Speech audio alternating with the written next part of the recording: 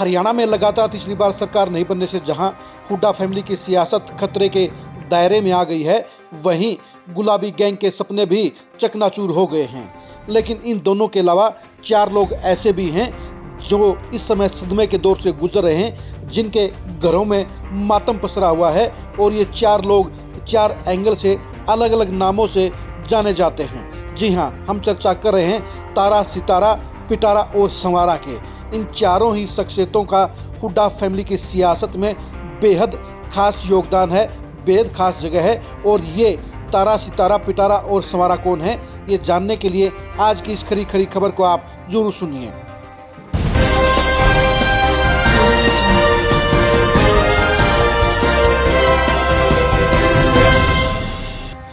दीपेंद्र हुड्डा और भूपेंद्र हुड्डा की पॉलिटिक्स में 4 किरदार ऐसे भी हैं जो अपने अपने अलग अलग कारणों से, अपनी खास वजह से पहचाने जाते हैं, जो हुड्डा फैमिली के आसपास नज़र आते हैं और हुड्डा फैमिली की सियासत में इनकी बेहद खास जगह है।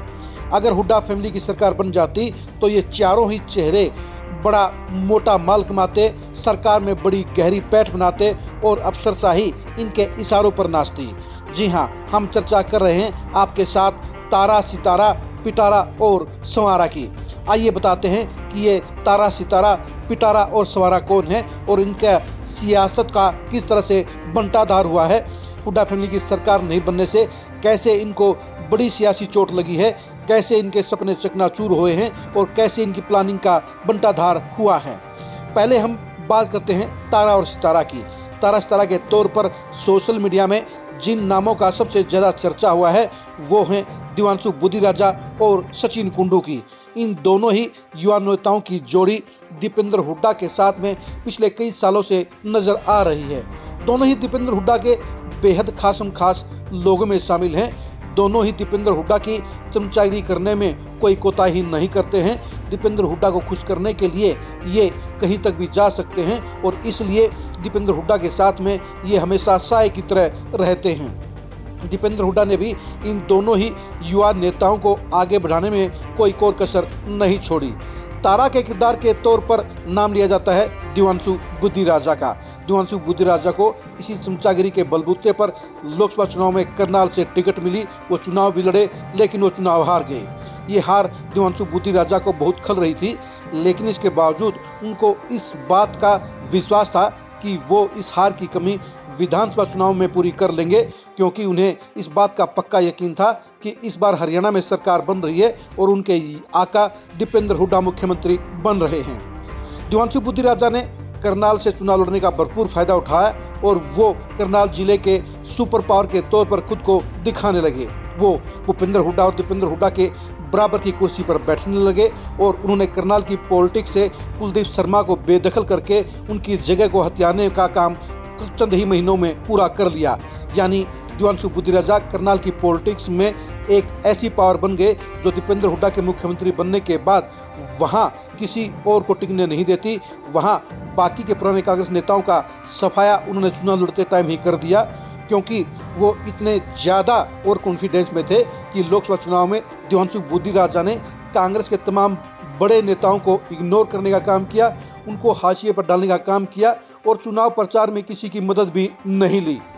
उन्हें तो इस बात का यकीन था कि उनके सिर पर जहां भूपेंद्र हुड्डा का आशीर्वाद है, वहीं पर दीपेंद्र हुड्डा उनको अपना बेहद खास मानते हैं और प्रियंका वढेरा के साथ उन्होंने दीदी और भाई का रिलेशन बना लिया। यही वजह रही कि दिवांशु बुद्धिराजा आसमान में उड़ने लगे और उन्होंने करनाल की पॉलिटिक्स में अपने आप को सुपर पावर के तौर पर स्थापित कर लिया।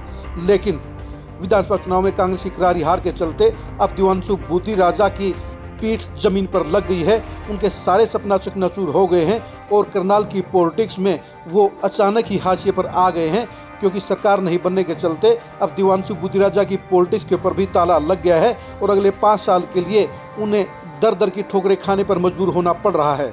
अगर दीपेंद्र हुड्डा मुख्यमंत्री बन जाते तो फिर करनाल की पॉलिटिक्स में दिवांशु बुद्धिराजा की तूती बोलती और वो वहां पर अपनी पूरी मनमर्जी और मनमानी करते। लेकिन ऐसा नहीं हुआ। दिवांशु बुद्धिराजा एक कमजोर प्यादे के तौर पर, एक हारे हुए खिलाड़ी के तौर पर अब मैदान में नजर आते हैं। अगर दीपेंद्र हुड्डा की सरकार बन जाती फिर दिवांशु बुद्धिराजा करनाल में अपनी पूरी की पूरी हुकूमत चलाते, हर अफसरशाही के किरदार के साथ में उनका नाता होता और वो हर मुमकिन काम अपनी कलम से करते, अपने फ़ोन से करते और करनाल में उसी तरह से राज करते जिस तरह से 40 साल से सिरंजीव लाल शर्मा का परिवार करनाल में करता आया है। लेकिन दीपेंद्र हुड्डा के मुख्यमंत्री नहीं बनने के चलते अब देवांशु बुद्धिराजा की सियासत पर भी ग्रहण लग गया है। अब हम बात करते हैं सितारा की। तारा के जिगरी यार के तौर पर सितारा यानी सचिन कुंडू को भी करनाल पार्लियामेंट के लोग हसरत और प्यार की बजाय नफरत से देखते हैं, क्योंकि सचिन कुंडू ने भी दीपेंद्र हुड्डा के साथ करीबी रिश्तों का फायदा उठाते हुए पानीपत ग्रामीण सीट से विधानसभा का चुनाव लड़ा। वो बाहरी प्रत्याशी थे क्योंकि उनका गांव पानीपत ग्रामीण में नहीं पड़ता है, लेकिन हुड्डा फैमिली के बलबूते पर वो टिकट लेकर आ गए और वो चुनाव हार गए। जिस तरह से करनाल में देवांशु बुद्धिराजा अपनी तुत्ती चलाना चाहते थे, अपना डंका बजाना चाहते थे, उसी तरह से सचिन कुंडू भी पानीपत जिले में अपने आप को सुपर पावर के तौर पर स्थापित करना चाहते थे।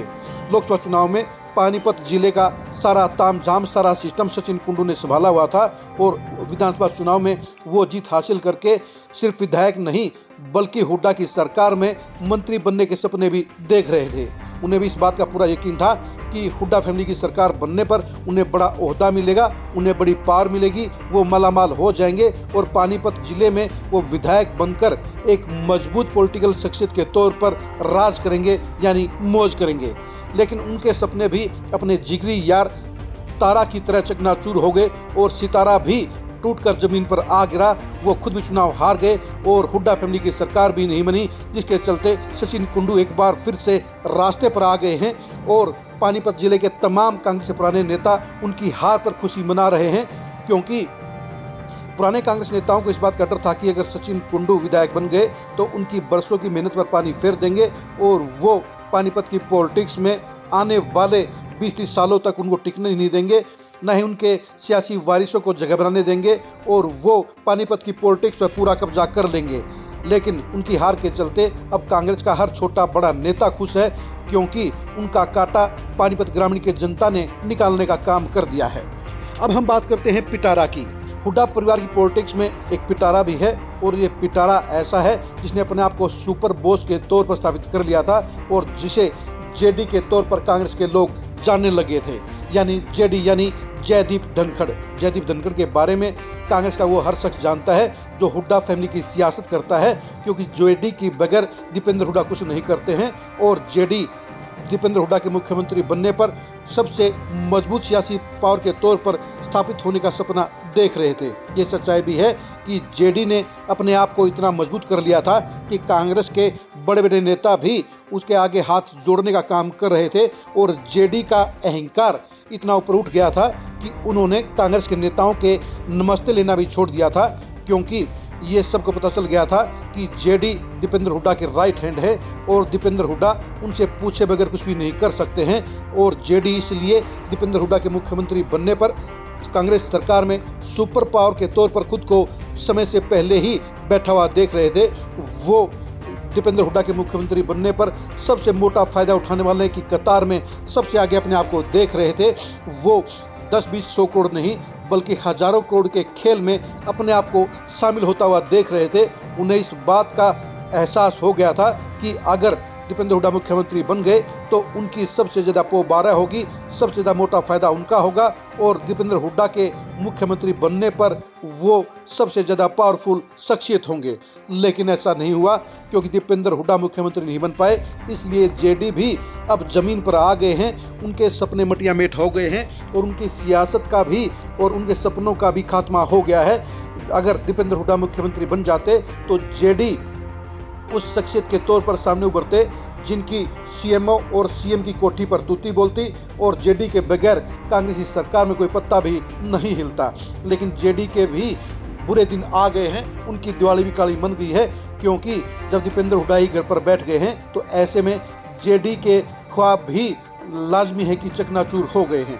अब बात करते हैं हम संवारा की। संवारा के तौर पर हम जिस शख्सियत का जिक्र कर रहे हैं वो भूपेंद्र हुड्डा की जुल्फे संवारने का काम कर रहे हैं, वैसे उनका काम तो पीएसओ का है, लेकिन सार्वजनिक मंचों पर उन्हें भूपेंद्र हुड्डा की जुल्फें ठीक करते हुए देखा गया है, कंघी करते हुए देखा गया है। इसलिए उनका नाम पीएसओ की बजाय संवारा के नाम पर फेमस हो गया है और वो एक ऐसी शख्सियत हैं जो पिछले 20 साल से भूपेंद्र हुड्डा के साथ साए की तरह नजर आते हुए सुपर पावर के तौर पर स्थापित हो गए हैं। जी हाँ, हम बात कर रहे हैं सतीश पीएसओ की, और सतीश पीएसओ को जो लोग जानते हैं उन्हें इस बात का बखूबी एहसास है कि पिछले 20 साल में कांग्रेस में अगर सबसे ज़्यादा दिवाली पर गिफ्ट किसी के पास आए हैं तो वो सतीश है, और उनकी पावर तमाम मंत्रियों और विधायकों से भी ज़्यादा रही है, क्योंकि भूपेंद्र हुड्डा की कान में फूंक मारने, भूपेंद्र हुड्डा के सामने किसी की पॉजिटिव और नेगेटिव रिपोर्ट देने में कोई सानी नहीं है। इसलिए भूपेंद्र हुड्डा के पास जाने वाले हर शख्स ने हमेशा सतीश की चौखट पर माथा टेका है, उनको खुश करने का काम किया है और उनकी कदर करने का काम किया है। यही वजह है कि ये पीएसओ भी अपने आप को सुपर पावर के तौर पर देखते आए हैं। हरियाणा की पॉलिटिक्स में कोई भी पीएसओ 20 सालों तक इतना पावरफुल नहीं रहा है जितना भूपेंद्र हुड्डा के ये पीएसओ रहे हैं। यही वजह है कि इस बार हुड्डा फैमिली की सरकार बनने पर पीएसओ भी सरकार में एक पावरफुल पावर के तौर पर अपने आप को देख रहे थे।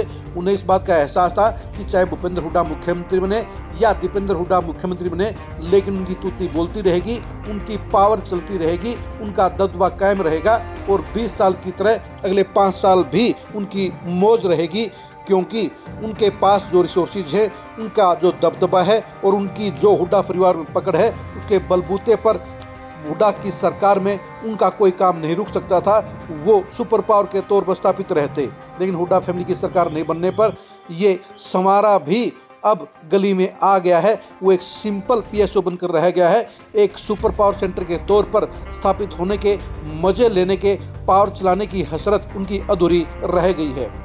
इस तरह से हुड्डा फैमिली के इन तारा, सितारा, पिटारा और संवारा के सारे सपना चकनाचूर हो गए हैं, और इस सपने चकनाचूर होने के साथ साथ सत्ता में हिस्सेदारी की उनकी उम्मीदें भी टूट गई हैं, क्योंकि 5 साल बाद अब क्या होगा किसी को नहीं पता है।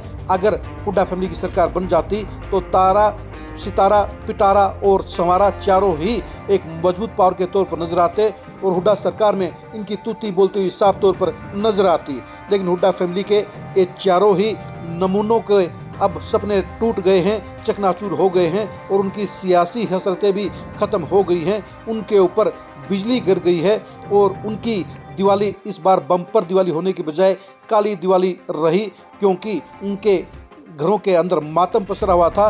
उनको इस बात का बड़ा दुख था कि हुड्डा फैमिली की सरकार नहीं बनी है, और इसलिए अब ये चारों शख्सियतें अपने आप को ठगा हुआ महसूस कर रही हैं, अपने आप को कमज़ोर महसूस कर रहे हैं और पावर सेंटर के तौर पर अपने आप को वो अब बेबस महसूस कर रहे हैं। आप तारा, सितारा, पिटारा और संवारा के बारे में क्या सोचते हैं, कमेंट करके जरूर बताइए। दिवांशु बुद्धिराजा की पॉलिटिक्स अब कहाँ तक सफ़र करेगी, ये कमेंट करके जरूर बताइए। पानीपत जिले में अब सचिन कुंडू की सियासत का सफ़र कैसा होगा, ये भी कमेंट करके जरूर बताइए। हुड्डा फैमिली में जेडी की तूती कब तक बोलती रहेगी, ये भी कमेंट करके जरूर बताइए। भूपेंद्र हुड्डा के साथ में अब पीएसओ सतीश की पावर कैसी रहेगी, ये भी कमेंट करके जरूर बताइए। आप हमारे फेसबुक पेज को फॉलो कीजिए, आप हमारे यूट्यूब चैनल को सब्सक्राइब कीजिए। नमस्कार।